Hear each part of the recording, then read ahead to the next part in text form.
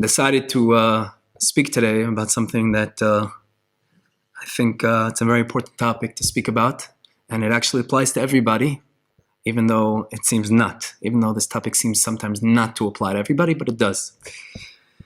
There's a Gemara that says about Reish Lakish, which actually Rav George just mentioned this Gemara, and it's a Gemara in Peichesam Abez in Yuma.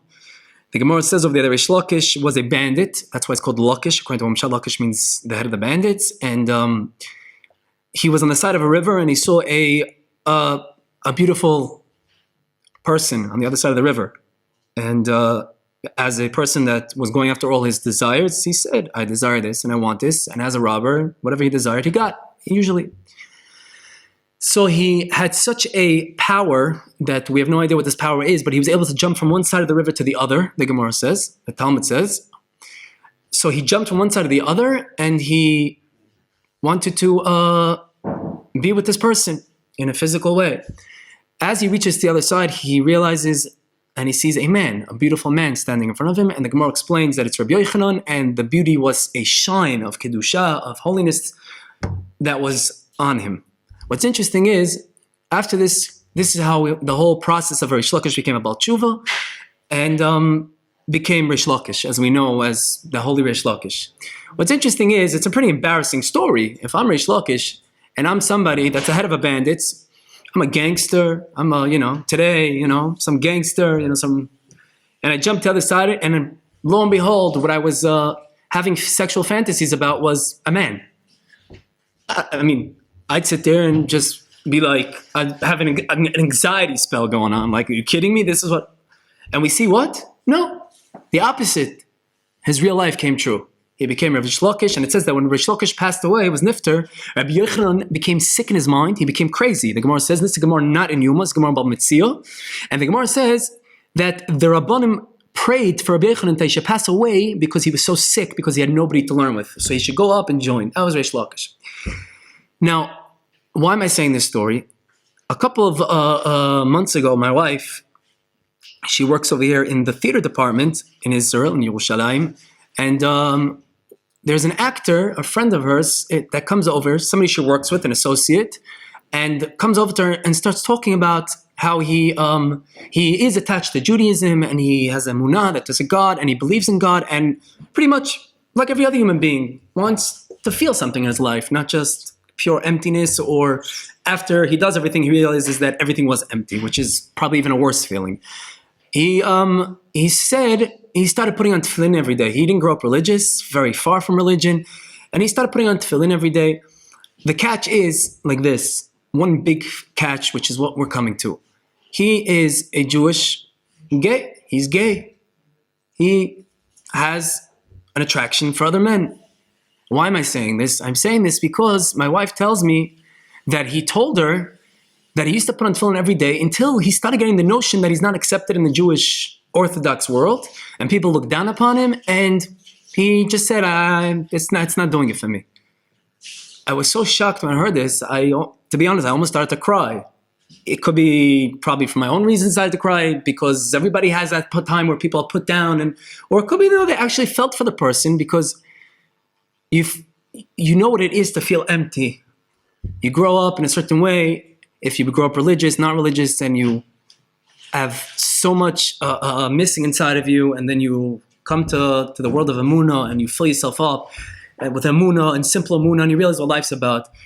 And you realize how important it is to feel something in life. Otherwise, who knows, this is where the troubles start in life, when you don't feel. This is somebody that he started doing the correct thing, and because I'm not getting into the point if it's correct or not correct, that's not my point over here. I'm not. The Torah says that it's not a correct thing. I'm not coming to justify or not. But what I am coming to justify is the right for a person to what?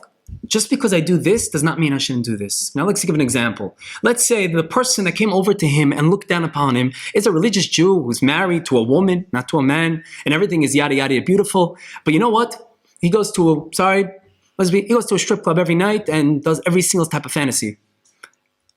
You're going to come, and somebody actually told me a good line.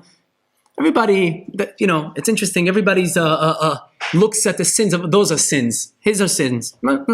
Everything's good. I'm good, man. I'm.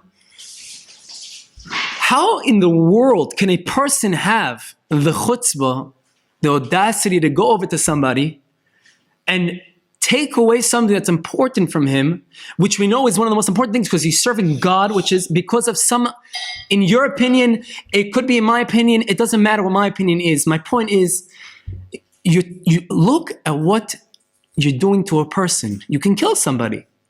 Look at the achrayus that we have to the community. And unfortunately we see, or fortunately, again, I'm not getting this, the Jewish community has a tremendous gay community. And I've met people that they still want to do the right thing. They want to learn Torah and they want to learn a Daf Gemara. I know somebody personally that learns Daf Gemara every day, but he's with men. Now, am I going to go now and say, do this and not do that? God forbid. Just because, you know what? I wasn't religious at one point, and I didn't keep Shabbos, but I learned Gemara still. And you know what? If somebody told me personally that you can't learn Gemara now because you don't keep Shabbos, I'd spit him and slap him across the face. I would say just because somebody steals, he should go now and kill? What does one have to do with the other? The issue in in Judaism today is that there's such a hatred towards things that, you know, that maybe not exist inside of you, but that doesn't mean you should cause any sort of bad feeling to somebody. And very important to understand, to look inside yourself first and realize that maybe that when I do and speak Lashon Hara and blast the whole world and scream at my wife, maybe that's worse than what he's doing. How do I know what's worse? You know what's worse. You know what Hashem looks like, you know what Hashem's about, you know how Hashem judges things. You don't know anything. You know nothing. You don't know yourself, so you can know God. So as a person that I know I don't know myself and I know God, so I make sure not to say something to somebody else because who am I? I know myself now and I know God. You keep your mouth shut. You encourage somebody always to do the best he can. A person doesn't keep Shabbos, but what? He didn't drive to shul, he walked to shul. You tell him, this is what Reb Nachman's Reish Beis Nekurotova is. What does Reb Nachman say? You always look at the good points in somebody. Through that, a person strives for more. If you don't, and you look at the bad of the person, and you look at the negativity of a person, what happens is you cause him to fall farther and farther down. And in the end, the blame's on you. It's not on him. It's not on him. You know, it says that when you see somebody with something that's missing, let's say somebody has a fight with his wife, and you don't go now and pray on him that he should have shalom bayis, it's like you are now causing him not to have shalom bayis. That's what it says.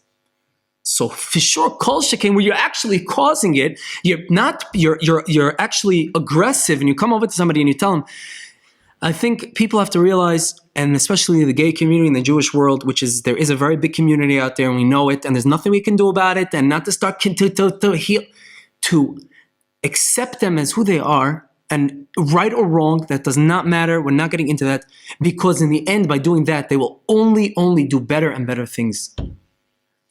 Like we just said, he'll end up putting on tefillin, he'll end up having Shabbat, he'll end up having emunah, and you know what? In the end, he'll have a real life. Why does he not deserve a real life? He's the same neshama. He has a neshama like any other human being has, and this neshama is burning for Hashem. And you know what?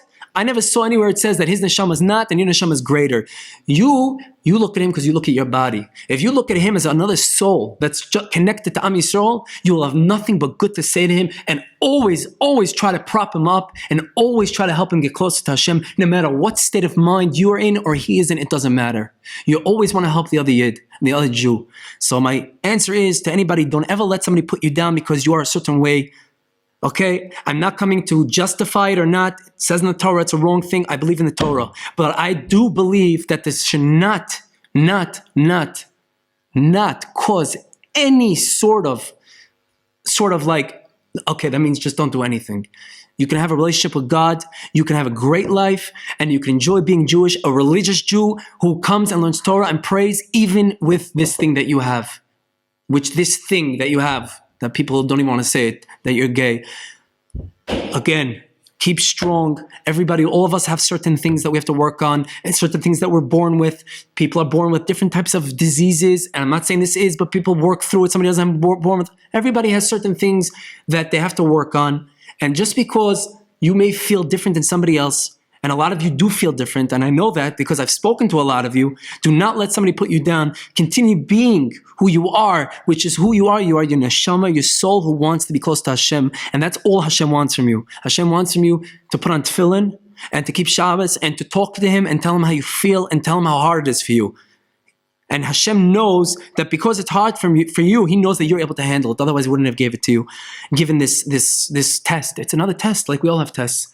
And to all those people that put down people, think twice before you say something. You really can hurt somebody very badly, spiritually and physically. And we know enough stories how people have jumped and done things because of how they felt the world looks at them. Let's be real. Let's understand that there are people like this, and we have to deal with it the best way we can. And the best way we can is to give them a shoulder to cry on and to tell them that doesn't mean that they shouldn't be different in any other area of Yiddishkeit. They should continue davening and continue learning and talking to Hashem. And through that, they'll have a great life, because a great life is having a connection with God. Period. Chazak Baruch, Bezrat Hashem, we should be zeicher to always find the good in every Jew. Like the Rebbe says in Reish Beis, and only look at the good. And through that, people only end up doing good because they do based on what people give them.